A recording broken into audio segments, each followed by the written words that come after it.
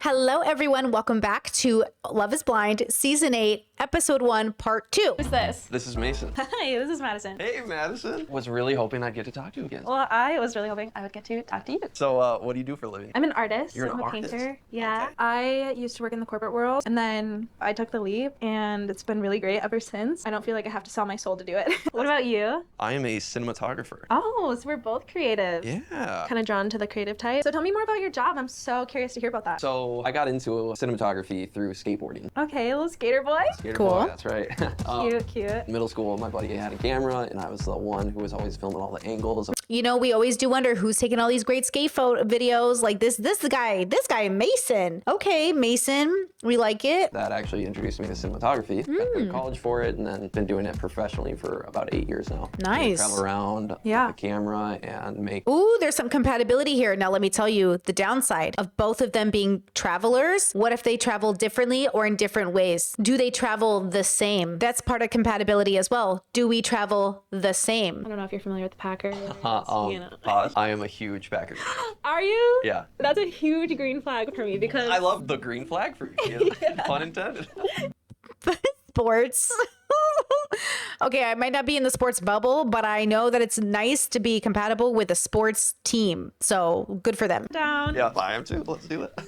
So actually, I lost my brother to a car accident in 2020. I don't know. Gosh, man, a lot of siblings in this season. So that's the second person who's lost a sibling pretty early. That's devastating, bro.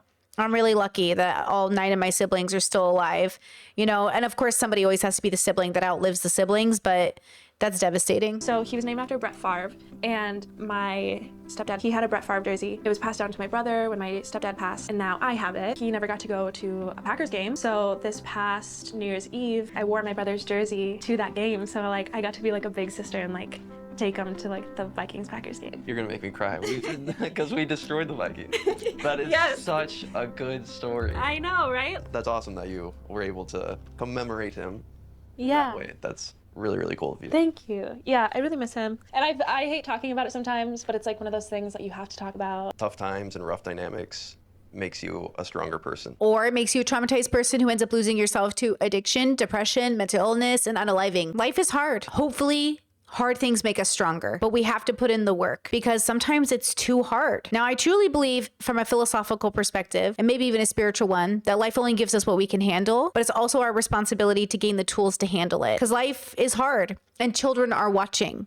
We have to be good examples for young people. We have to let people know that there's a meaning to life and that meaning might not be a God, but you matter. And maybe in some ways you could say there's no meaning to life and that's what makes it so meaningful. But more than that, we could say that, it's our responsibility to gain the tools to be better so we can provide for people that depend on us, provide for people who need us, and provide for ourselves because we depend on ourselves and we need ourselves. And so, I'd like to think that hard times make us stronger, but sometimes hard times are just hard. I think in a philosophical sense, we can always remember that they make us stronger if we have a good symbiotic relationship with it. At this point, though, I just feel tired of always having to be resilient and strong and Exactly. Because sometimes you want to get out of survival mode. So here's what I would recommend to get out of survival mode and to start living your life is to learn how to have a joyful symbiotic relationship with the fact that you exist and then there's existence. And so I think my channel and my focus here is to remind you guys that I've been in survival mode. And now that I'm in living mode, it is so different, but it has to do with so much personal healing, in my opinion. And then more than that, radically accepting the world how it is while still advocating for change. We can still advocate for change even if we radically accept the world as it is. I think it's kind of like AA. You got to admit you have a problem to get better. You got to admit the world is just what it is because humans are going to human, as the merch says. But also, that means that if I can change, so can the world. So maybe it doesn't need to change exactly in the direction I changed in, but maybe it can change all the same for the better. I don't think I want to make a podcast where I explain all the ways life can be diverse and unique without it being abusive or toxic. I just want to make sure that anytime I say I don't like this thing about someone, I hope it's always a toxic trait that I'm seeing and never something arbitrary I hope I'm never judging somebody for the color of their hair and always making sure that if I don't like something about somebody, it's because I see abuse or toxicity or misogyny or racism. I think sometimes in life we forget that a lot of people don't like people for simply like their skin color, as basic as that sounds. That's not okay.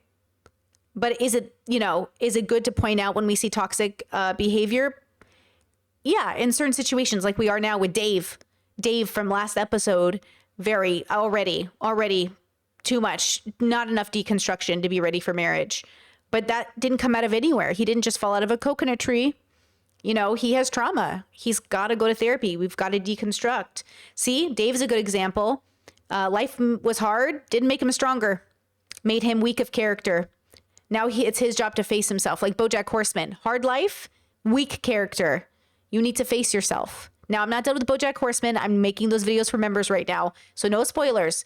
But as of season 2, BoJack is self-aware with no introspection. Like Dave said, he's self-aware enough to know he has to work on stuff, but is he introspective enough to do the work? As much as I love my mom and I have compassion for my mom, like I can't go to her about things. Because parenting doesn't stop when your kids turn 18. You're a parent forever. Like my dad is just a super distant dude. Like family is still so important to me though. And so I think just like in a partner, like that is like something that I'm really looking for, is someone who's like still really close with their family, someone who has like a really good family dynamic. Still very close with my mom and my dad and my sister. If you ever need a little bit more family, let me know. I can extend the invitation. I think that's why I was really drawn to this experiment. The emotional and intellectual part for me is really important for that physical attraction to be there as well. I really like that we got really deep here. Yeah. Thank you so much for opening up and sharing. That means a lot to me. I mean, thank you for being a safe space. Yeah, I love absolutely. that. And I hope I get to talk to you again. I would love nothing more, Madison. I hope the rest of your dates are not as good as this one. Wow. Okay.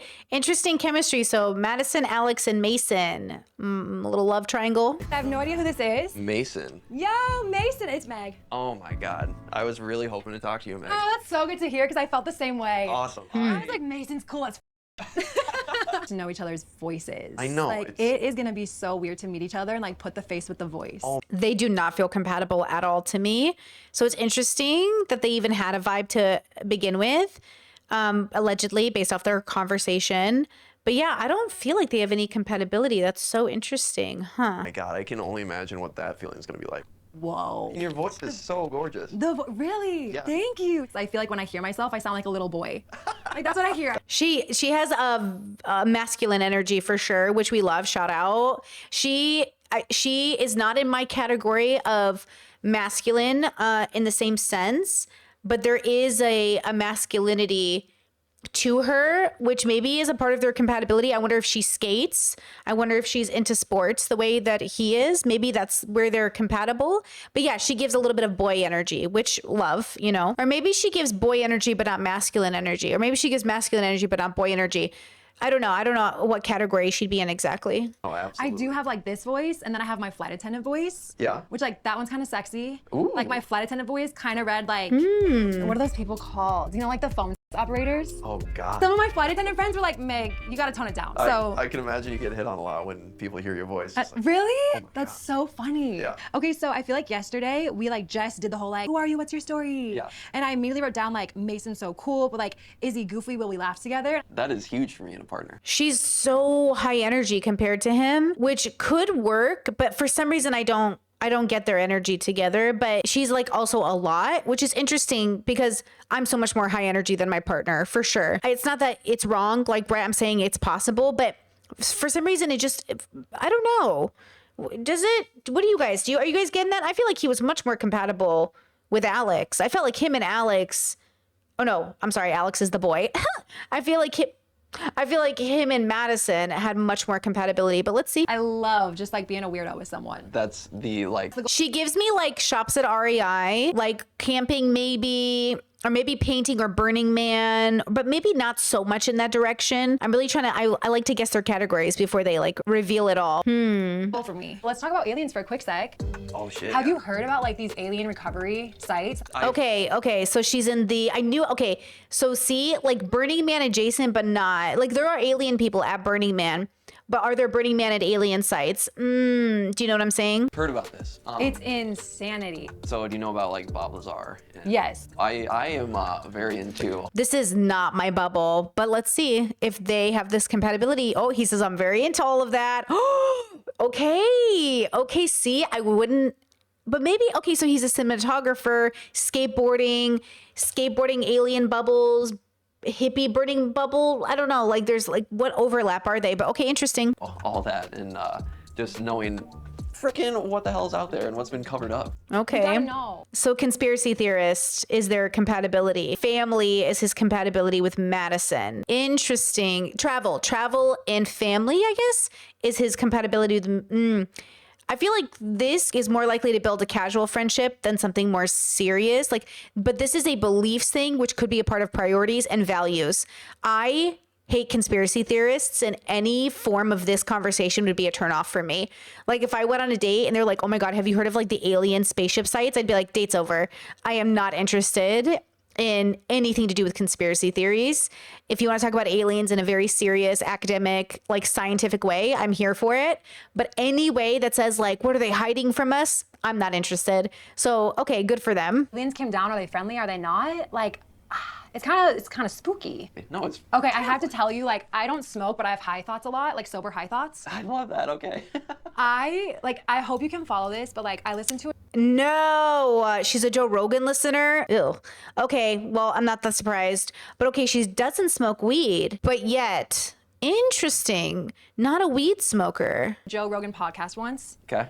And he was talking about how people will pour some kind of material into like an ant. Yeah, which is bullshit. People will pour liquid into an ant colony, kill all those ants, which is disgusting, and make these art pieces, which I understand are kind of cool to see their tunnel systems, but you just killed a colony of ants. Like, for what? Tunnel, like an ant home, to see like the shape. And he said like ant homes are so intricate underground. Oh my God, it's incredible. No, I just heard about it. But There's, I hate that. See, I'm doing a 30-day vegan challenge, as you guys know, and that my brain's like, see, this is just like, you can't just be doing that. Like, look, I'm not vegan, but like at the same time, you can't be destroying ant homes for art. I'm sorry. in the same podcast, the guy was talking to him about how like there's different powers out in the universe. Yeah. And how like once you reach a certain energy and certain power, you can actually control the weather. And I was like, oh my God, What is she, Alex Jones? Ugh. What a turnoff. Didn't like her the moment she started talking. Could you tell by my face? I'm sorry. Conspiracy theories, Joe Rogan, red flags all around. like, what if natural disasters to us are like superior beings? Yeah. Just like experimenting with us like we experiment with ants. That's so interesting. Like we don't know shit. Bro, dump her. Pyramids. Like the pyramids. Like We how didn't did they get build those. that? Yeah. Stop. Okay. There's so much misinformation already in this pod, and I'm going Spirits, ghosts. I do, yes. I do too. Are you religious? I'm not. Oh my God, that's the best news I've heard all day. Are you? No, my parents are. I love that. I love the not religious, but I believe in ghosts and spirits, which I know is a big category. And like I said, I don't believe in I don't think ghosts and spirits are like, okay, there is a difference between God, ghosts, and spirits. Like these are different things. But also it's like this idea that I believe in one but not the other. But like, what do you believe in them for? The same reason people believe in ghosts is the same reason people believe in religion. It just feels like what a decision to make with your life. But we love to see people getting along. So I'm glad they found each other. So, okay, they have that in common. Very interesting. Are still Christian. Yeah. And it's something that I feel like I've always really disappointed them in because like they truly believe in hell and think I'm going there. And I feel so bad that I give them that anxiety. That's too bad. Like they're so sad for me that I'm going to hell. And I feel so bad that like I'm doing that to them by my lifestyle choice. Girl, go to therapy and deconstruct. They can have their beliefs. You do not have to live by theirs. Yeah. And it's really emotional for me because I love my parents. If they have beliefs about you going to hell, then that's what they think. You should do what makes you happy in the end. I was like, I really hope I talk to someone who just like gets it, like gets me, like gets that I'm not religious, but I believe in something out there and like all these energies and like a higher power and like, no. This is a very big bubble, but see how it's always related to conspiracy theorists? Not always, I should say that, because there are bubbles that like there's witch bubbles that believe in like tarot astrology as like legit, which, you know, as a categorization system, kind of fire. But in general, what we think of as real and what is real is very hard to say at this point. I think we believe a lot more than we know. So I think people actually believe a lot of things that aren't real, but they're real enough for people, right? So it's like, you know, all of society was built off of beliefs, you know, and a little bit of fact. So, you know, it's not the worst thing ever. She seems like she's not a bad person, but huge red flags that she's a conspiracy theorist who listens to Joe Rogan. Knocked me off my balance, and I feel like you kind of just did that. Yeah. So now I'm like, I don't know if I want to like talk to their guys right now. Like, I really love this, and I want to keep talking to you Yep. at this moment, you know? The feeling is mutual. I'm like, Also, I kind of assume she's ADHD as well. She's got to be neurodivergent. I just want to keep going and going. Yeah. Well, just save that energy for me. I'll save it. No, I'll I be got back. you. I promise. I got you. Okay. And you to me. I can't even begin to explain how happy I am. If I watch scary movies, I'm kind of a baby. Are you? Okay. Yeah, like Good to I'm know. close. I'll take care of you. You will? Yeah, except, okay, if it's a scary movie about exorcism, I hate it. That could be real. Yes. Yeah, it freaks me out. You know, because you went to Catholic school. Like, Yeah. we had to watch the real story about a real exorcism. Oh man, you know what? They're from Minnesota. What's the typical, hold on, I gotta look up the typical voting demographic in Minnesota. Okay, interesting. So I'm doing a little bit of research that they're technically a blue-ish state, which means they're pretty half and half between blue and red, Republican, Democrat. But there's a lot more of a quote Democrat presence technically, but yet a creeping of a Republican presence coming back in.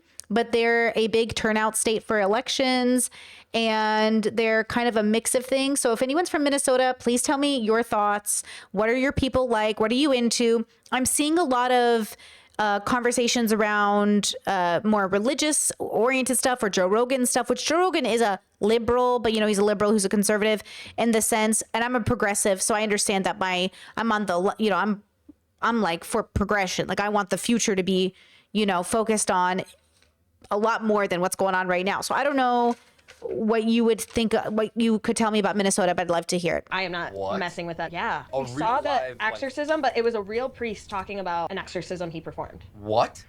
My religion teacher was very much like, you invite a devil or spirit in, you could have that happen to you. And Oh my God. Yeah. My Catholic school education was wild. I can tell you apart from like a lot of the other girls. I told some of the girls that I had my own OnlyFans. Yeah. And they believed me. I was like, nah, I'm just playing. Just like thoughts on sex. Like, is it really important to you? Is it? I think it's really important. That was the weirdest segue, but okay, I'm sex positive. We should talk about intimacy, physicality, touch a verse. What are we? If you're in love with someone, you should want to make them happy. I like to ask. If you're in love with someone, you should want to make them happy. The framing of that sentence is weird. I would say instead of wanting, I don't want to make my partner happy. I want to make sure we're always facilitating a joyful relationship together symbiotically as a team. I like to do the best job I can. Yeah. So you like when the man takes charge? I like alternating. but Okay. To begin with, I feel like I'm more comfortable following, and Okay. then once I'm Is that gender based or personality based? Hopefully personality based, but let's see. comfortable following, I can take charge. Okay. Yeah. I like that. So you feel comfortable leading, and then And then letting you boss me yeah, around. yeah. Absolutely. Okay, a little switch action. So when we're deconstructing gender, we want to make sure that we're not doing it because you're the man and I'm the woman. We're doing it because like it fits the feeling of what's going on, right? It's not like, oh, you're the man, you have to lead. Because like what a weird prescription to make on men, right? Instead, it should be I'm the more dominant or the submissive, or maybe I'm more aggressive and passive, or maybe I just want to take charge right now, or maybe the feeling calls for it. It's not a big deal if somebody's more toppy or more bottomy. I think the issue is always around whether or not the prescription has to be made that men have to lead, right? In the bedroom? Anything like a guy's like into and you're like, okay, weirdo. No, I mean, I'm like pretty open to trying anything. People say that because they don't know how many weird things are out there. Only people who have never lived on the internet as much as I have would say that. When people ask me that question, I'm like 100%. I have a list of things I'm never doing, and I'm not going to marry somebody who wants to do it. No offense, no kink shaming. That is somebody who does not know there's a list. I am too. So, If you're into it, Yeah. I'm trainable. okay, Yeah. good to know. Feel the vibes. Oh my gosh. It's so, this is like, I don't get it. Like, it's so, talking about this and like not knowing what you look like I know, it's is crazy. It is, because I'm like starting to like try to picture this and I'm just like, I can't. We're like perfect for each other and Yeah. Yeah. This is Lauren. Lauren, Dave, I realized I didn't tell you my dad's name is Dave. that is a fun fact. That's a thing though, right? What, like daddy issues? No. I'd like to think I don't have those. No.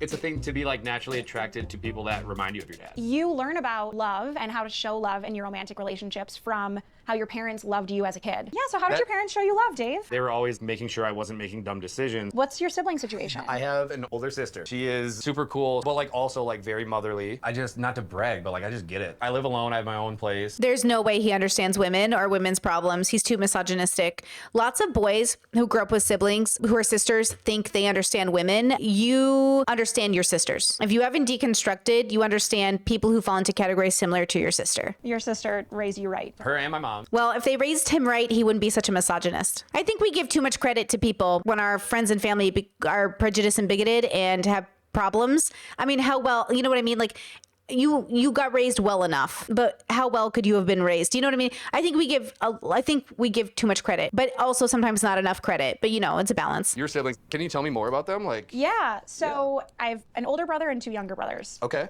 The older brother, is he protective of you? He would question if I was with someone that wasn't at the standards that he would expect it to be. Okay. But he also, at the end of the day, he'll want things to be good. What was your sister's advice for you coming on this? She wasn't super thrilled. Okay. I think she even said that. She was just like, I don't think any of those girls are good enough for you. Like, Yeah.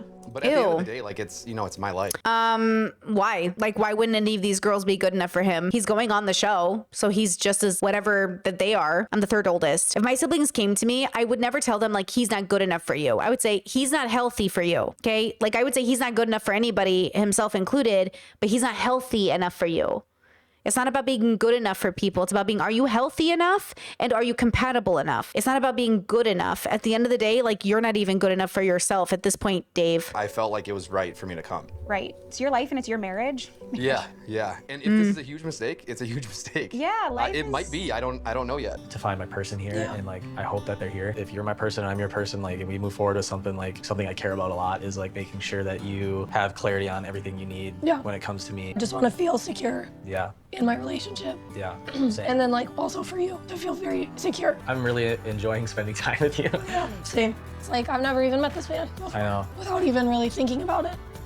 It's happening. I know. Interesting. They might be our couple, one of the couples that makes it to the altar, but maybe not. I hate to say this, but they didn't really talk about anything. Like I didn't really get much depth in this conversation, but I also can't recall their first conversation necessarily at this point. So I don't know. Yeah, I don't know if their overlap. So we'll see.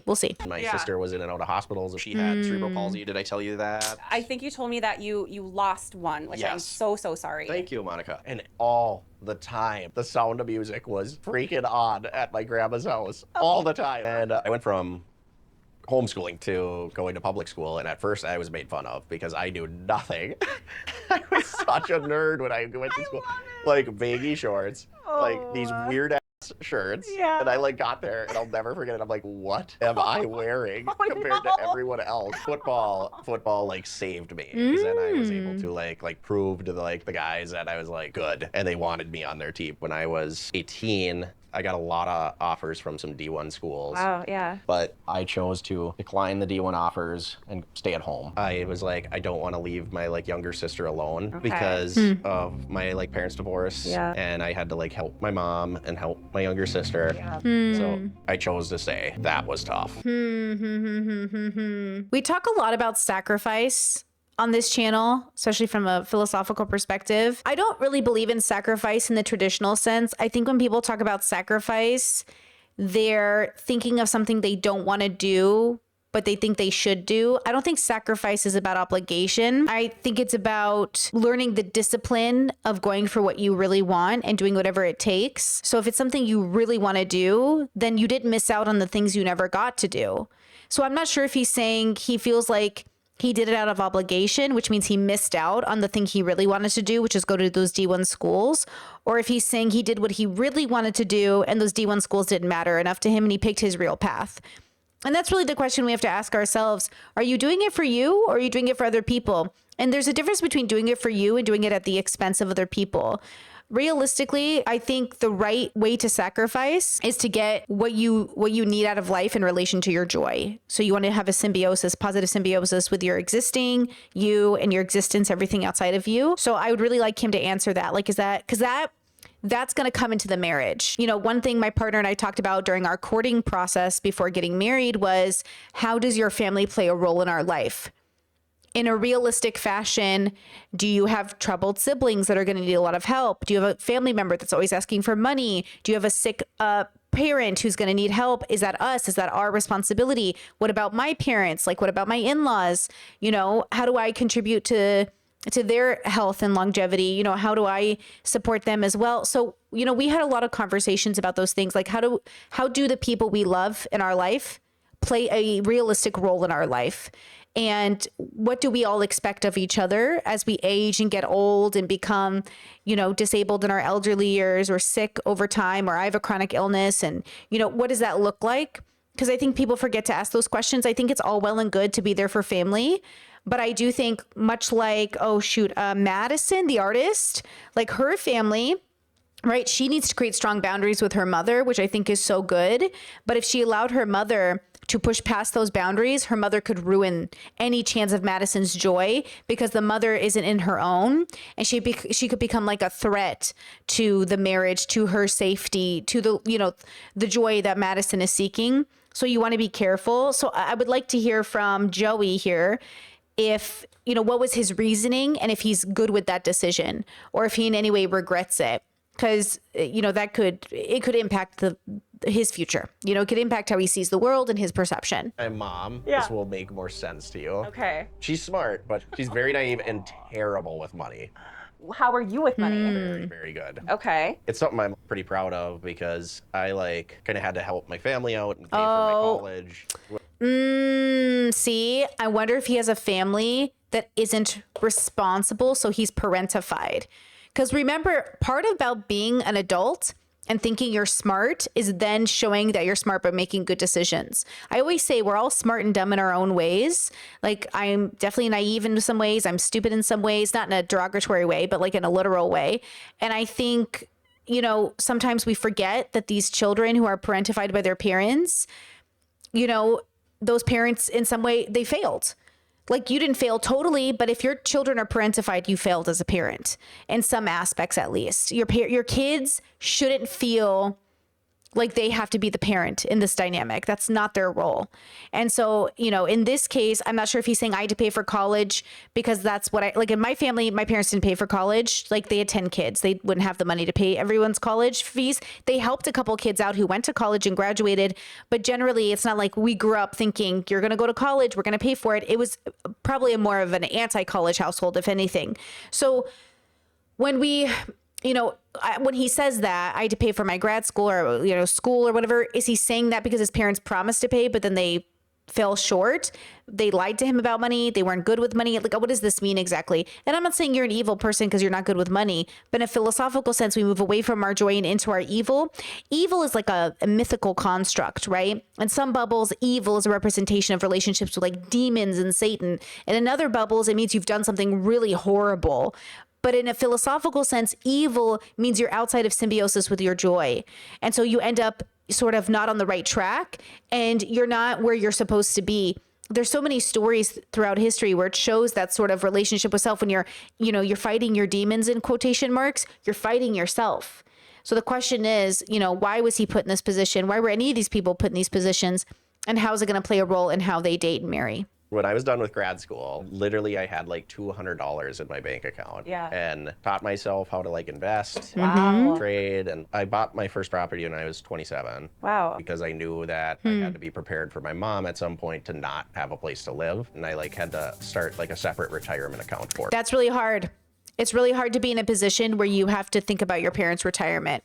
I'm really lucky. My parents were really responsible.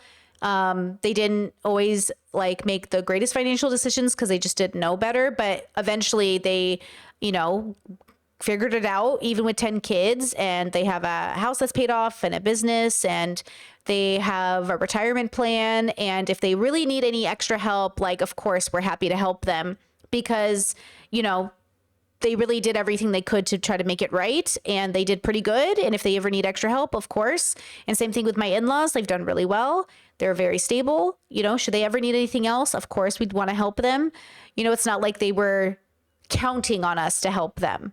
And I think that's the difference. Is I think when you're a parent, and if you're counting on your kids to help you in like an entitlement way, I think that's really unhealthy. And same with children. I'm not entitled to my parents' help. but I would love it if they could, you know, give me advice when I need it type thing. Or if I need help, I know my parents can give me help. Not necessarily always monetary help, but they have definitely. My parents have been there in those ways, right? So again, I think it's an entitlement issue we're suffering from. So with his mother, that's hard to say that, like, I know my mom's not going to have anywhere to retire. What's that about? Is it because she went bankrupt helping her sick child, which happens? The medical care system is so bad in the States. Is it because of her own? He said his mom's bad with money. Does that mean she has like a gambling problem? Does that mean she just never matured? Like, what does that mean? For her too. Oh my God, that's fantastic. Thank you. That's fantastic. Everything happens for a reason. Interesting. She was like, oh my God, that's so fantastic. Because she was just focused on the fact that he was responsible. But I'm focused on the fact that he was put in this position in the first place. Why is he in this position? What's a non-negotiable for you? I don't know. I think the way that my partner would like fit in with my family. Okay, I'm great at that. Not to brag. Great. Okay, great. Oh my Good God, with yeah. parents, good with brothers. Oh my God, yes. When you talk about that, like, what are you picturing? Yeah. What are we doing? I think I picture like my parents' lake house a lot. My dad has a place up north on Lake Mille Lacs. So much fun. I love that like the lake life vibe is something that you are familiar with. When you go on vacation, what do you like to do? There was a year that me and a couple friends did like a little Mexico trip together. We like went into town. We like got a tattoo in town that day just because we were like. Ooh, okay. Tell me about the tattoo. So the three of us got the letters FTP on our wrists for fuck the patriarchy. Also, the patriarchy, but she's with the most misogynistic guy in the building. Girl, your misogyny radar is off. I totally understand. I get it. Sometimes I'm very lenient with men who are misogynistic because all men are misogynistic / all women suffer from internalized misogyny. So we have to really deconstruct. But also, you pick the most misogynistic man in the building, girl. You have a little party girl in you. Yeah. Okay, this is crazy. I did not think that of you, like, Party culture is inherently misogynistic. I said it. Really? just because, like, you sound so cute and, like, innocent, you know? People are quick. Party culture is inherently misogynistic because it's objectifying for everybody involved. But what is party culture? What does that even mean? Like, oh, I love party culture. You love what? What do you love about it? What does that mean? It's a very specific bubble in my mind. Party culture, I'm getting a very specific visual in mind. What is this really about? Party culture, except objectification. And not even the fun kind, bro. Not the arty kind, not the exploring of the spirit kind, not the kind that's deconstructing the body and nudity. No, the kind that's superficially like very animal monkey brained. Party. Like to be like, oh, like Lauren's so nice. Like she's such a nice, Yeah. a nice Midwestern girl. Ew, is she choosing Dave because he negged her and he was like insulting to her? So she's like, I like guys who are mean to me. And I ain't like, Nothing I'm wrong not a with bitch, that. but like I also like to have fun. I like to be with my friends. I like Yeah. to like stand up for myself. You kind of got, like, a little bit of everything. I would like to think so. Do you have any tattoos? I do. I have 3. Okay. 2 of them are my mom's handwriting. Cute. They're both from a card that she wrote me. First one is, it says love always. Cute. In cursive. And then I also have one that says proud of you. Red flag. Mama's boys, always a red flag. They always want you to be their moms, period. I said what I said. And also like proud of you, red flag. And then I have one on my thigh of my, like, family home address. Okay. I lived in the same house my whole life growing up. Yeah. When did your parents move out of it? What? My dad just sold the house, like, 2 years ago. Where does your mom live? No, my mom passed away. Oh my God, I'm sorry. Which is really devastating. And God damn it, as I was insulting his mom's tattoos, I thought, man, I hope she didn't pass away. Rest in peace, mom. But also, have you gone to therapy? Wait, we think we know that, right? I said we knew his mom passed away. I knew that. Now, I'm sorry, I can't remember what I recorded last episode. We knew his mom passed away because I said he had to go to therapy for mourning his mother. I don't know. I don't know. I'm very particular with trauma, and I'm very particular about like letting things. Maybe it's because of the stage I am in my life. I want things to be appropriate, and I think again when we're talking about death and processing death, like death happens, and I feel like there's an appropriate way to have a relationship with people dying, and a big part of it is like letting their spirit rest. And so sometimes I think unresolved trauma makes us want to keep them alive with us. And I think it's beautiful to have photos and pictures and memorabilia. But I think sometimes we do it in a way that makes us stuck. And as long as it's done in a healthy way, that's fine. But if it's done in a way that makes you stuck, then I'm not a fan. And Dave is already giving stuck. So I think I'm struggling to be like optimistic about his tattoos being healthy, you know? Like when my dad sold the house, I didn't go home to like I don't know. Like say goodbye to the house. Yeah, which I probably should have. That's probably a mistake I made. It was very hard for me for a little bit to like go there because I was like, I literally watched my mom die here. Like this is Therapy, you gotta let that go, bro. You gotta let it go. You know, I get that it's hard, You gotta let it go. You gotta go to therapy. You don't just let it go because you're like, I let it go now. You work through it. You put those feelings in their appropriate place. Like holding on to a regret or a mistake of like not going back to a house, like it's just a house. The memories of your mother are so much more important than that, you know? But I get it, but I just think it's trauma. Like I do think it's like mental health, right? And that's okay. You're not wrong for any of that, but it's important to have like a certain threshold of a goal in terms of health. But they probably don't know. How many people in the world know like you should prepare for death? You know, you should, you know, mourn, but people die. It's just a matter of when. It's, you know what I mean? It's all a part of life, you know, but rest in peace, Mom. That's hard. It's going to be devastating when I lose my parents for sure. But I know that they're more than just the house we grew up in. They're the memories we really made along the way, as they say. Don't be too hard on yourself looking back at that as a mistake. Like there's obviously no right way to grieve that. And Exactly. You were doing what made the most sense for you. Exactly. You were never like low on my list. It's like, good to hear. no, actually, you were never really low, but then like tonight, I was like, wow, okay, Lauren. You've like been pretty high on my list for Ooh. the last couple of days, but like today kind of just like solidified it. Okay, good. You can't fix him, Lauren. Don't try to save him from his mother's death. Have him go to therapy. Lauren's a fixer. Not a fixer. That's maybe, I don't think that's the right category for her. But she's like, the patriarchy, but also let me choose the misogynist. And also, oh my God, his mom died and he has a tattoo. So he really is a good guy, except he started off with every conversation. Lauren is the 30-year-old. Sorry, I hit my mic. Lauren is the 30-year-old he made the joke with. Oh, you're 30, so you're not pretty anymore, I guess. Or you're not attractive anymore. So much for the patriarchy. Come on, ladies, come on. I'm gonna try to spend as much time with you as I can. I feel the same way about you. She's too wholesome compared to him. He's too superficial and he's not going to think she's pretty enough. I said what I said. I'm like, oh my gosh, I'm very overwhelmed. Are you? I did not think I was gonna come here and feel like this. Yeah. Oh, it's like from like movies and stuff that I've watched. I'm just sitting here like, I don't know, I've never really had this. But he might actually choose the girl who's never had a boyfriend. Molly? He might choose Molly because he might like the challenge of the fact that she's never had a boyfriend. So he might find that like misogynistically challenging, like, I'm gonna be that guy, you know? Molly. Can I just add something I've been thinking about? Yeah. What are your tattoos? The first one I got is on my hip. It's a rose and a shamrock. So that's probably the one most- tattoo? Yeah. And then I got a ass tat in Florida for nationals. You got an ass tat? Yeah. Where? Well, on my ass. I haven't heard of anyone talking about him though. No, they've been secretive, but I know who it is. Oh, really? How was your date, Lauren? I feel like it was like so validating yesterday. It was like really good, but it also was like, Are you confused about this person? Or are you... no, like I'm not confused, but being reminded that he had other dates today. That just didn't. Okay, so this is awkward because Molly thinks it's Sarah, which Sarah it might be, but it's actually Lauren who she's talking to now, or at least, okay, well, here we go. Can't let other people's connections get in the way. Do you feel comfortable talking about who it is? Who my top is? I don't know. I'm like nervous to open that, so I get that. Yeah, we just be saying shit. I think the people that are still seeing my person know now that I'm seeing him, so I feel like at this point I don't care. Wait, I don't know. Dave. Got it. Uh-oh. Is Lauren still going to be secretive? Oh, my God. I have a husband. Oh my God. Uh-oh. Oh, shoot. Molly was so enthusiastic. Honestly, Lauren, save yourself. Come on, Lauren. Save yourself. Okay? Molly's adventurous. She'll be fine. I think Molly will be fine, honestly, because Molly, I think, is more in the party bubble than Lauren is.